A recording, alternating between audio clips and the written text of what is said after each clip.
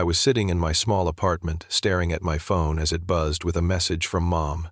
The text was cold and direct. The mortgage is due. No, hello, no, how are you? Just a demand. I had been paying their bills for 3 years straight, covering everything from the mortgage to utilities. But a few weeks ago, I discovered something that made me stop all payments immediately. It was their will. They left everything to my brother, the one who never even visited them. Before I tell you how I discovered the truth that shattered my family loyalty, let me know where you are watching from in the comments below. Hit that like button and subscribe, because what happened next will show you exactly what happens when unconditional love meets conditional inheritance. My name is Heath, and I am 28 years old. I work as a software engineer here in Portland, Oregon. I have an older brother named Derek. He is 32. Growing up, things were always different for us. Derek was the golden child, the firstborn son who could do no wrong. My parents doted on him constantly. Dad used to be a carpenter before he retired, and Mom taught elementary school for 30 years. They were good people, or at least I thought they were.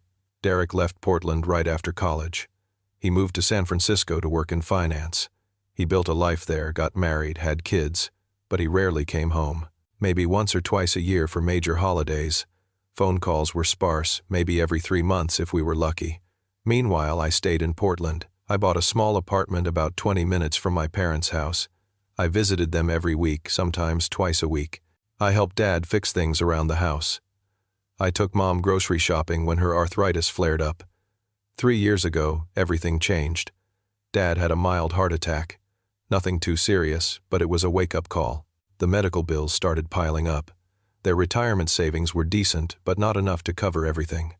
The mortgage on their house was still active. They had about 10 years left on it. One evening, I sat down with them at their kitchen table. Dad looked tired. Mom seemed worried. I asked them about their finances.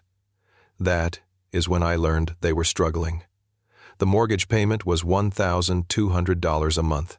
Add in utilities, insurance, medications, and other expenses, and they were barely scraping by. Without thinking twice, I offered to help. I set up automatic payments from my account to cover their mortgage. I also started paying their electric bill, water bill, and helped with their health insurance premiums. Altogether, I was contributing about $1,800 every month. That is almost $22,000 a year. I never asked for anything in return. They were my parents. This is what family does, right? You take care of each other.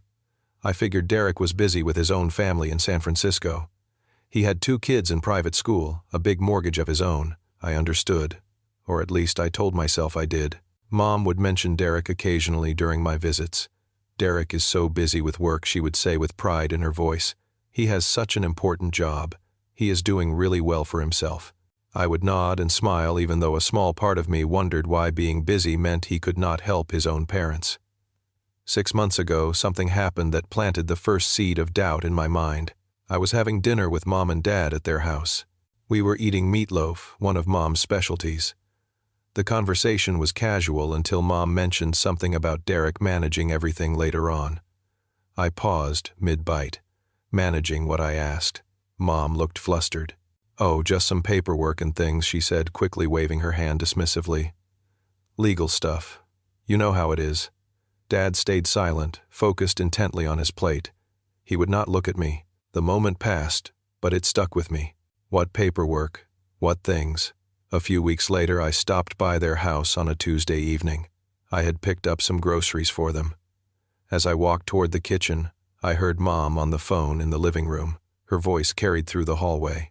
Yes, I already arranged everything the way you wanted, Derek, she was saying. He does not need to know about any of this. I froze in place, bag still in my hands. Who did not need to know me? I did not go into the living room. I quietly set the groceries on the counter and left. My mind raced the entire drive home. What were they hiding from me? 2 months ago, I got my answer. I had gone to their house while they were out shopping. There was a leak under the bathroom sink, and I had promised Dad I would fix it. I grabbed my tools and got to work. When I finished, I washed my hands in the kitchen. As I dried them, I noticed Dad's home office door was slightly open. Normally, I would not go in there. But something drew me in that day. Maybe it was all the strange comments. Maybe it was intuition. On his desk, in plain sight, was a thick manila envelope, Across the front in bold letters it said, "Last Will and Testament." My heart started pounding. I knew I should not look, but my hands moved on their own. I opened the envelope and pulled out the papers. I started reading. The first page was standard legal language, but then I got to the distribution of assets section.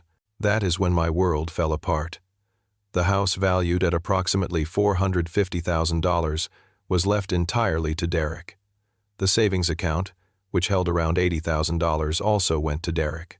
All remaining assets, furniture, personal belongings, everything were designated for Derek. And me, I got Dad's 2008 Ford truck, a vehicle worth maybe $5,000 if I was lucky. I read it 3 times to make sure I was not misunderstanding. But no, it was crystal clear. Derek receives everything.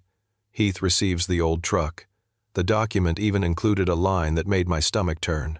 Derek, as our eldest son and primary heir, will assume responsibility for all remaining affairs. Primary heir. I sat down in Dad's desk chair, the papers trembling in my hands. 3 years. 3 years of paying their bills. $75,000 of my own money. Countless hours of my time. And this is what I meant to them. I was not the heir. I was not even an afterthought. I was just the convenient son who lived nearby and had a decent paycheck. I pulled out my phone with shaking hands and took pictures of every page. Then, I carefully put everything back exactly as I had found it. I left the house and drove home in a daze. That evening I could not eat. I could not focus on anything. I kept looking at those photos on my phone. The words blurred as tears filled my eyes. I was not crying because I wanted their money. I was crying because of what it represented. They valued Derek more than me, always had apparently, and I had been too blind to see it.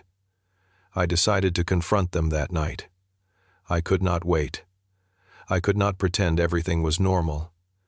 I drove back to their house around 8 in the evening. They were surprised to see me twice in one day. "Is everything okay?" Mom asked. I did not answer. I walked into the living room and placed the printed copies of the will on the coffee table. "I found this," I said simply. "Want to explain." The room went silent. Mom's face went pale. Dad stared at the papers like they were a snake about to strike. Finally, Mom spoke. "Heath, sweetie, this is not what you think." Her voice was shaky. I crossed my arms.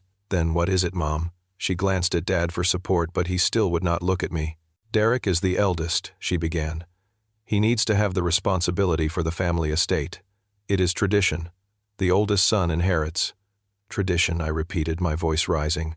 "I have been paying your mortgage for 3 years. I have given you $75,000. Derek has not sent you a single check. Where is the tradition in that?" Dad finally spoke up, his voice quiet. "We thought you were doing that out of love, son, not because you expected something in return." His words hit me like a punch to the gut. Out of love.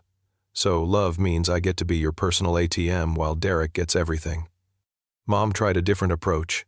Derek has a family. He has children to think about. He will need those resources more than you will. You are still young. You are doing well in your career. You can build your own wealth. I laughed, but there was no humor in it. So because Derek made different life choices, he deserves everything. Because I chose to stay close and help you, I deserve nothing. She looked wounded. "That is not fair, Heath. You are twisting our words." I was not twisting anything. I was finally seeing clearly. "Dad, what do you have to say?" I asked, turning to him. He sighed heavily. "It is our decision, Heath.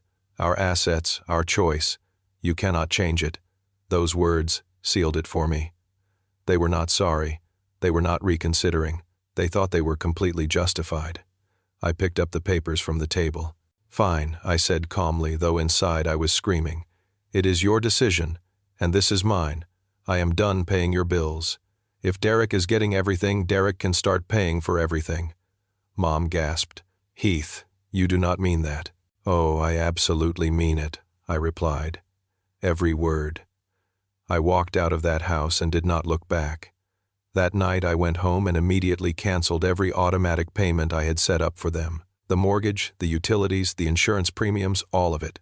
I removed them as beneficiaries from any accounts where I had listed them. I blocked their ability to draw from my emergency fund that I had given them access to. Within an hour, the financial ties were severed. Then I called Derek. It was late in California, but I did not care. He answered groggily. Heath, what is wrong? Everything okay with Mom and Dad? I got straight to the point. Did you know about the will? There was a pause. Then casually, yeah, I knew. Mom and Dad told me about it last year. Why? My blood boiled. And you did not think to mention it to me, why would I? It is their decision, he said, sounding more awake now. Look, Heath, you are not entitled to anything. They can leave their stuff to whoever they want. I have been paying their bills for 3 years, Derek. $75,000. He scoffed. That was your choice. Nobody forced you. Besides, I am the one with a real career and a family to support. A real career? I am a software engineer, Derek. I make a good living. That is not what I meant, he backtracked, but the damage was done. Look, if you are jealous, that is your problem.